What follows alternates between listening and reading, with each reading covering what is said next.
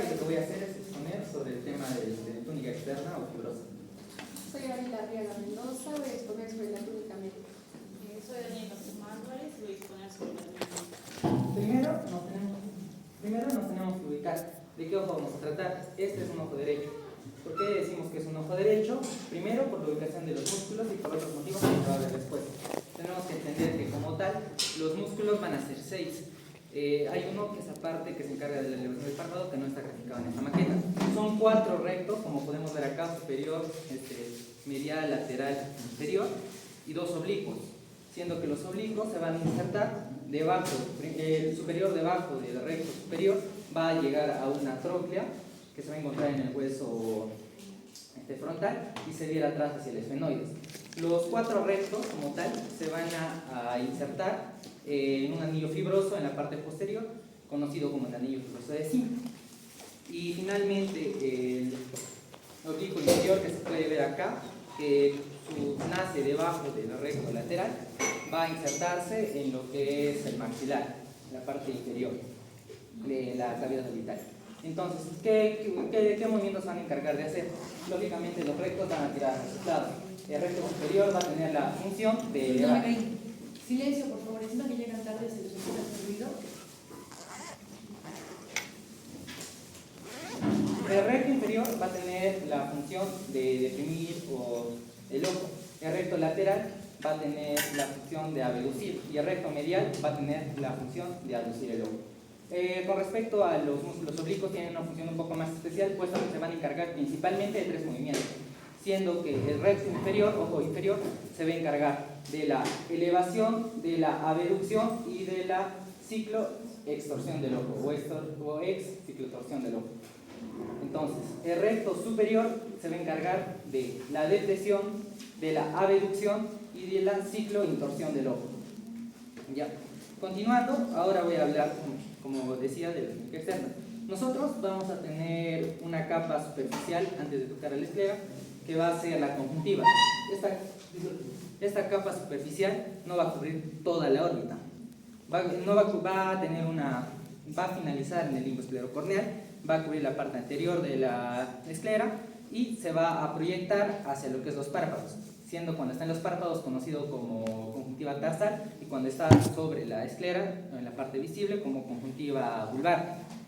Ahora, el epitelio que va a tener va a ser un epitelio cilíndrico estratificado no queratinizado con células ciliares. ¿Por qué esto es importante? Porque esto es lo que le va a dar su función. Las células ciliares se van a encargar de la producción de mucina.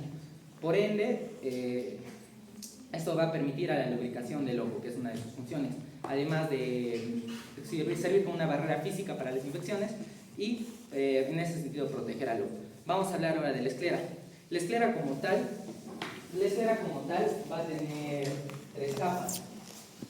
Entonces, ya haciendo una proyección, va a tener 3 capas. Una capa más externa que va a ser la episclera, una capa media que va a ser el estroma escleral y una capa más interna que va a ser la que va a estar en contacto con la túnica media, que va a ser conocida como lámina fusca. ¿Qué es lo importante, por ejemplo, de la lámina fusca? Que va a contener melanocitos, es por eso que aquí lo vemos de este color, y va a haber algunos vasos que se van a extender hacia esta zona, y esos vasos lógicamente no vienen del esclera, es por eso que el esclera es avascular. Esos vasos van a proceder de la túnica media. La episclera también va a tener, como se puede ver acá, algunos vasos, pero no van a proceder de la esclera, son vasos externos que se van a encargar de recibir el drenaje de algunas otras zonas, cuando luego voy a hablar del humor acorto. Bien, entonces, la esclera como tal comprende los 5/6 del ojo, a excepción de la parte anterior, porque ahí se va a encontrar la córnea. Tiene una función principalmente de protección y es lo que nos va a ayudar a darle forma al ojo. Luego nosotros vamos a tener a la córnea, como se puede ver acá. La córnea va a ser es el primer medio transparente con el que tiene contacto la luz. Es un medio de refracción. Esto quiere decir que va a cambiar la dirección de los haces de luz y se va a unir a la esclera a través de una zona conocida como limbo esclerocorneal. Ojo que esta no es una estructura aparte. La esclera y la córnea prácticamente están unidas por una zona de transición, puesto que las células de la esclera van a transicionar a las capas de la córnea. Entonces, nosotros dentro de lo que son las capas de la córnea, vamos a tener 5 capas. Acá lo grafiqué, pero se ve feo, entonces les muestro. Siendo la capa más externa el epitelio. El epitelio, como se puede ver acá y acá, va a ser un epitelio panplano poliesterificado, lógicamente no queratinizado. Luego vamos a tener nosotros a la membrana de Bowman, que va a ser esta de acá. Nos damos cuenta de que no es tan grande. Luego vamos a tener nosotros al estroma. Este estroma es importante porque debido a que no tiene tanta cantidad de agua, casi nada, y la disposición de sus fibras va a ser lo que va a hacer que la córnea como tal sea transparente. Luego tenemos una membrana conocida como membrana de cement, y esta va a ser, así la literatura dice, como una membrana celular. ¿Por qué esto es importante? Porque prácticamente esta va a actuar como la capa basal de la última capa, que es el endotelio. ¿Esto qué nos quiere decir? Que todos los nutrientes, para que se pueda llegar a nutrir todo lo que es la córnea, se van a contener en esa zona. ¿De dónde recibe nutrientes la córnea? Del humor acuoso. Bueno, continuando, díganme el ojo, por favor. Con lo que es el drenaje, para conocer lo que es el drenaje del humor acuoso, nosotros tenemos que entender primero cuáles son las cámaras del ojo. Al menos ahora les voy a hablar sobre la cámara anterior y la cámara posterior. Nosotros tenemos que nuestro ojo va a tener esta disposición, ¿no es cierto? Entonces, vamos a conocer como cámara anterior todo aquello, el espacio comprendido entre la córnea y la cara anterior del iris. Y como cámara posterior, todo aquello comprendido entre la cara posterior del iris y la cara anterior del cristalino, como se puede ver acá. En la zona periférica de la cámara posterior nosotros vamos a tener al surco ciliar. Aquí nos llaman la atención unos procesos conocidos como procesos ciliares. Pues es de esto de los que se va a producir el humor acuoso. El humor acuoso va a ser una sustancia que se va a encargar principalmente de la nutrición de las estructuras de la parte anterior del ojo. Esto quiere decir córnea, la zona de la esclera que se encuentra por ahí, las células, por ejemplo, del iris. Entonces, ¿en qué sentido viene el humor acuoso? Va a salir de esos procesos ciliares que les estoy comentando, va a pasar a través de la pupila, es decir, que es ese espacio virtual, va a llegar a la cámara anterior, y aquí en la cámara anterior va a drenar, luego de hacer su recorrido, a través de unas mallas, que son estas de acá que se pueden ver acá en la maqueta, que van a ser conocidas como malla trabecular. Esta malla trabecular es el primer encuentro del humor acuoso y por el cual va a ser drenado. Sirve para ponerle resistencia y evitar que el humor acuoso que está entrando vuelva a salir. Una vez pasa la malla trabecular, nosotros nos vamos a encontrar con un canal monoepitelizado, es decir, un canal delgado, que se puede ver acá, por ejemplo. Y ese canal es conocido lógicamente como canal de Schlemm.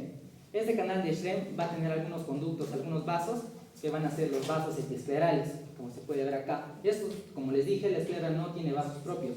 Sin embargo, estos vasos van a salir del ojo y van a drenar a las venas epiesclerales, que finalmente van a llegar a la vena otánica. Hay algunos vasos que se van a ir hacia adentro y van a llegar a lo que es la coroides, pero esos son mínimos. Entonces, le doy paso a mi siguiente compañero.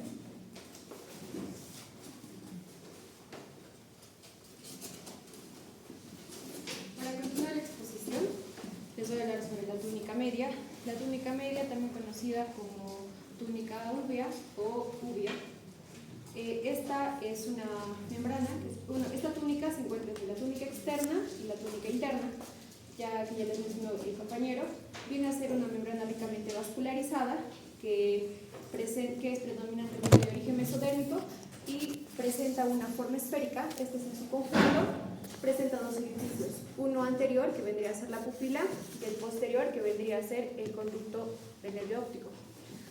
Entonces, además de ello, podemos reconocer tres partes en esta túnica media. Primero está el iris, el músculo ciliar y el coroides, y la coroides. Entonces, voy a empezar hablando sobre el iris.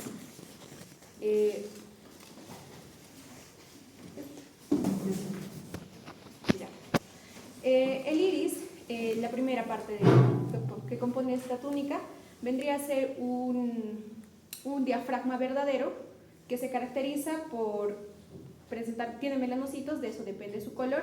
Este diafragma verdadero tiene una forma de cono. Este cono no es profundo, pero está orientado hacia adelante, como pueden observar. Este iris, además de ello, presenta fibras musculares que van a confluir en su interior. En su interior viene a estar la pupila, es su borde interno. La pupila tiene el poder de variar su diámetro en función de la luz que llega. Esta variación de diámetro se da gracias a la disposición de las fibras musculares. Tiene dos tipos de fibras musculares, las fibras musculares circulares y las fibras musculares radiales. Las fibras musculares circulares están en relación con el músculo esfínter, que se encarga de producir la miosis, y las fibras musculares radiales están en relación al músculo dilatador del iris, que produce la midriasis. En cuanto al iris. En cuanto a su irrigación, va a estar irrigado por el círculo arterial, que lo podemos observar aquí atrás. El círculo arterial, que está detrás del iris, se va a confluir en las arterias iridianas, que son las que salen del círculo arterial, y confluyen en el círculo arterial menor del iris, lo que le da su irrigación. Pasamos a la siguiente, que es el músculo ciliar. El músculo ciliar viene a ser la continuidad, lo que continúa el iris. Este presenta en su interior, podemos reconocer tres caras. Esta cara va a ser, va a recibir el nombre de supraciliar y va a estar en continuidad con la supracoroidea. La cara interna de este músculo ciliar, ¿qué es esta? La cara interna es donde se inserta la raíz del iris, y la cara posterior va a estar compuesta por dos elementos, la pars plicata y la pars plana. La pars plicata es esta que ven de color marrón, más oscura, es más pigmentada, y en esta van a estar los procesos ciliares. Es a partir de estos procesos ciliares por donde salen los ligamentos suspensorios del cristalino, o también conocida como la zónula de Zinno. Esa es la pars plicata, que tiene la característica de ser rugosa, y continuada a esta está la pars plana. La pars plana va desde la pars plicata hasta la ora serrata. La ora serrata viene a ser esta, que la representamos de color negro, viene a ser el límite entre lo que es el músculo ciliar y la retina. Esta ora serrata es sinuosa, como pueden observar en su sinuosidad, y se proyecta hacia la pars plana a través de los procesos dentados. Eso en cuanto al músculo ciliar. Además de ello, en su interior encontramos, incrustado dentro de su estroma, está el músculo ciliar, que está compuesto por tejido laxo, es tejido liso, es un músculo liso que tiene tres porciones según la disposición de sus fibras. Bueno, continuando con la coroides.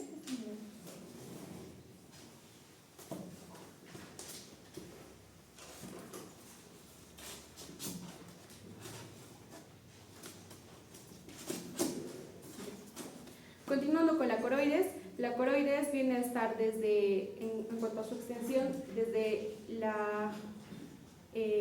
continúa desde el músculo ciliar hacia lo que es la confluencia del nervio óptico. Este proceso coroideo viene a estar vascularizado por las arterias ciliares posteriores largas, que son dos.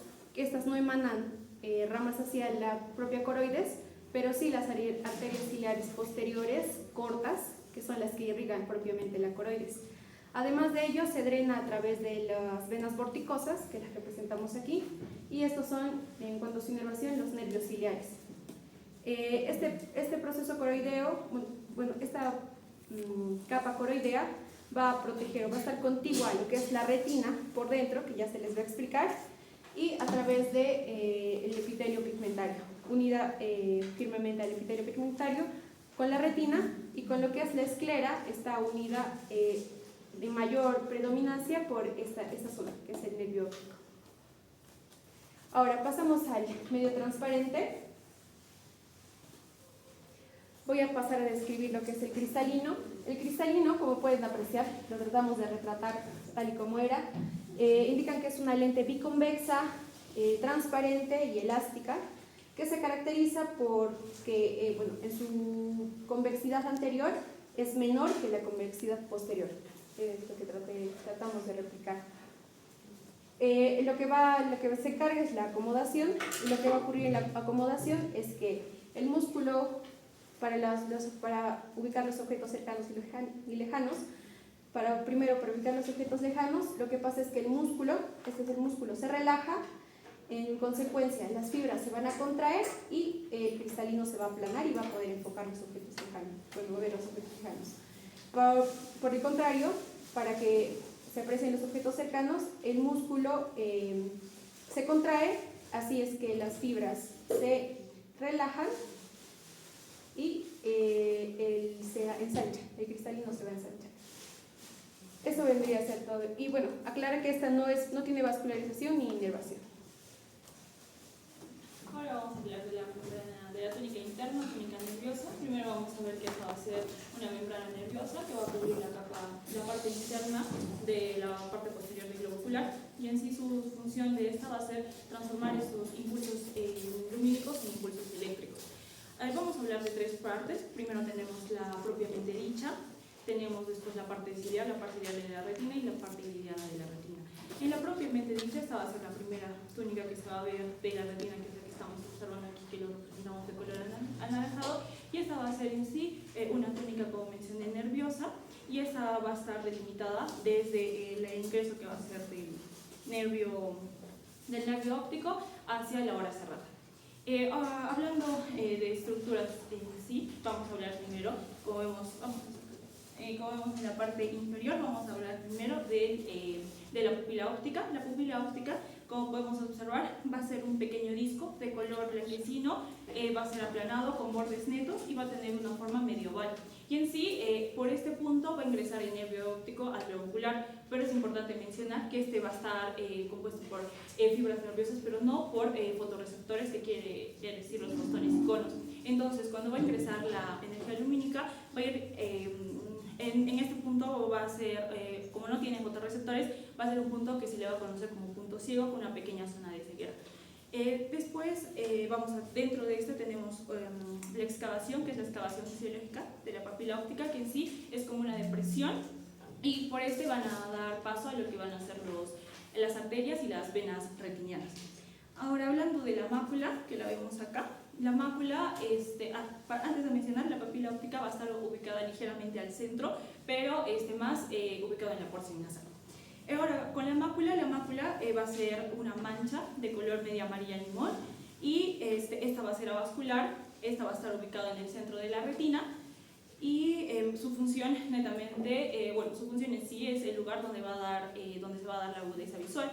Es decir, esta se va a encargar de la visión discriminativa y la visión a color. Dentro de esta, en el centro tenemos lo que es la fobia. La fobia va a maximizar en sí esa agudeza visual. Esta va a ser una depresión, una excavación que se va a encontrar justo al centro de la mácula, y esta nos va a permitir, como mencioné, maximizar esa agudeza visual. Dentro de esta vamos a tener lo que es la fobiola, que está al centro de la fobia, que en sí, básicamente, los tres en conjunto ayudan a tener una buena agudeza visual. Ahora vamos a hablar un poco sobre las capas. Las capas de la retina, que es importante mencionarla. Primero vamos a hablar de las células, las capas, y al final vamos a ver cómo la energía lumínica pasa y se da todo el impulso eléctrico. Primero vamos a tener las células del epitelio pigmentado. Estas células no son células nerviosas, por consiguiente estas van a estar compuestas por un epitelio cúbico, que van a tener gránulos de melanina, lo que van a dar ese color pardo negruzco. Después vamos a tener las células, los fotorreceptores, los bastones y conos. Para mencionar, los conos vamos a tener en menor cantidad y van a ser menos sensibles. Por consiguiente, estos van a necesitar una estimulación lumínica mayor, y por eso es que se le considera como una visión fotópica. Y esta también tiene más en lo que es discriminación de los colores. Después tenemos los bastones, que estos son más numerosos y más sensibles. Por consiguiente, estos van a estimular mucho más en la noche. Estos, al ser menos sensibles, al ser más sensibles, al estar en estimulación con la energía eléctrica, por ejemplo en la noche, que es mínima, las puede llegar a estimular. Después vamos a tener, o lo vamos a dividir en lo que son las células de conducción y las células neuromoduladoras. Tenemos las dos de conducción, primero tenemos a las células bipolares. Estas van a transmitir el estímulo eléctrico desde los fotorreceptores hasta las células ganglionares. Y tenemos de segundo, que son las células ganglionares, las segundas células de conducción, que en sí estas van a tener, como vemos en la parte final, los axones, que son los axones de células ganglionares, que estas van a dar, van a formar lo que va a ser el nervio óptico. Pero aquí, como vemos, tenemos dos células, que son las células neuromoduladoras. Estas células, si bien no son de conducción, pero estas nos van a ayudar a modular la sinapsis. Y tenemos la última, que es las células de sostén, que es las células de Müller, que estas básicamente van desde las células fotorreceptoras hasta el final, hasta los axones, y estas nos van a ayudar o nos sirven de sostén y de nutrientes. Ahora, hablando rápido de las capas de la retina, son 10. Primero tenemos la capa limitante. Este es externo y este es interno. Primero vamos a tener la capa... No, este es interno y este es externo. Primero vamos a tener a la capa, al epitelio pigmentario. Después vamos, que van a estar las células pigmentarias. Después vamos a tener a la capa de los fotorreceptores, que vamos a tener, capa pigmentaria. Después vamos a tener a la capa nuclear externa, la capa de los fotorreceptores. Después tenemos la capa nuclear externa, que aquí vamos a ver que va a englobar lo que son los núcleos de los conos y bastones. Después vamos a tener la capa plexiforme externa, que en esta capa vamos a ver justo acá cómo se dan la sinapsis, dar el impulso nervioso a la otra célula entre los fotorreceptores y las células bipolares, y también la participación de las células neuromoduladoras. Después de esta vamos a tener la capa nuclear interna, que va a involucrar lo que son los núcleos de las bipolares y de las neuromoduladoras, y después vamos a tener la capa plexiforme interna, que va a ser igual a sinapsis, pero ahora que se va a dar entre las bipolares y las ganglionares. Después tenemos las células, la capa de las células ganglionares, que va a estar en esta, que va a comprender en sí los núcleos de las células ganglionares. Tenemos después la capa de las fibras nerviosas, que son los axones de las células ganglionares. Y por último vamos a tener la capa limitante interna, que va a ser ya lo que va a dar entrada o va a estar en contacto con lo que es el humor vítreo, y el final de las células de Müller. Ahora, ¿cómo pasa el impulso lumínico? Es de que va a entra al ojo y va a ir directamente, va a pasar sobre todas las células y va a ir directamente a las células pigmentarias. Desde las células pigmentarias se va a comenzar a transmitir a bastones, que ya se va a comenzar a transmitir esto a un impulso eléctrico que se va a dirigir hasta los axones de las células ganglionares y se va a ir, es decir, al nervio óptico, y después se va a ir al cerebro para la formación de la imagen. Y ahora, para explicar, como Karin ya explicó, por qué estamos hablando del ojo derecho, ahora vamos a hablar un poco en nuestra maqueta porque es el ojo derecho, y para eso vamos a usar estas pequeñas imágenes igual. Primero, como mencioné, la papila óptica se va a ubicar al centro, pero está más enfocada en la zona nasal. Zona nasal es, por ejemplo, acá tenemos el ojo izquierdo, lo dividimos a la mitad, y aquí tenemos la zona nasal y la zona temporal. Entonces la papila va a estar ubicada en la zona temporal y la mácula va a estar ubicada en la zona temporal, justo debajo, en la parte, justo su centro va a estar en relación con la parte inferior de la papila. Entonces, cuando hay una persona, por ejemplo, este es el ojo derecho y este es el ojo izquierdo, entonces vamos a ver que la papila óptica del ojo derecho va a estar en relación, o está mirando más a lo que es la parte izquierda. Y en cambio, el ojo izquierdo, vamos a ver que la papila está en relación o sea, está mirando al lado. Ay, no, está mal. Así, ya.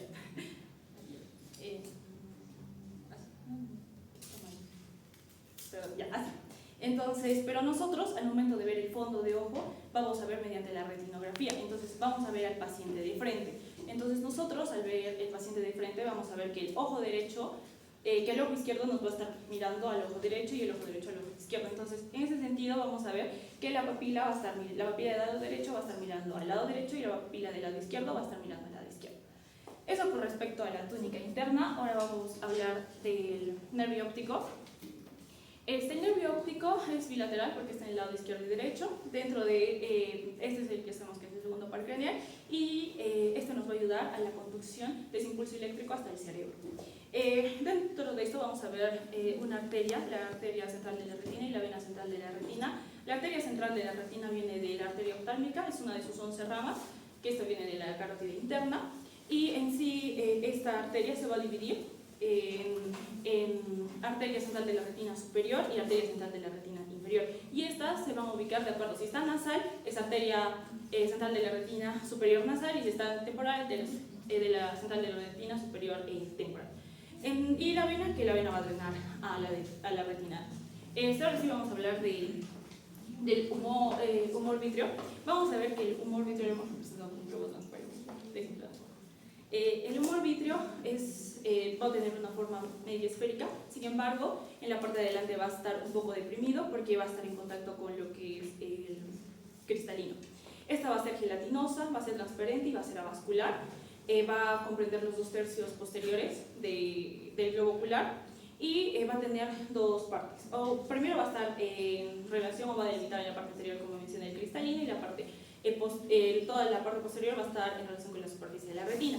Y va a tener dos partes, que primero es la membrana vítrea y después el cuerpo vítreo central. La membrana vítrea dice que es una condensación periférica en sí lo que viene a ser el vítreo central. Y el vítreo central, que es la parte más importante, que es gelatinosa, es medio relación como la clara de huevo. Y esta va a estar compuesto por 98-99% de agua y el 1% va a estar compuesto de, por ejemplo, proteínas estructurales como es el colágeno, y también va a estar compuesto, por ejemplo, del ácido hialurónico. Y en sí, la función que tiene, la principal, es la protección de la retina y también el relleno del globo ocular. Por ejemplo, ante un traumatismo o alguna fuerza exógena que se dé, puedes evitar la deformación de este. Y aquí vemos por último lo que es el conducto hialoideo, que esto se da por la obliteración de la arteria y vena hialoidea, que en su momento van a nutrir a lo que es el cristalino. Y eso.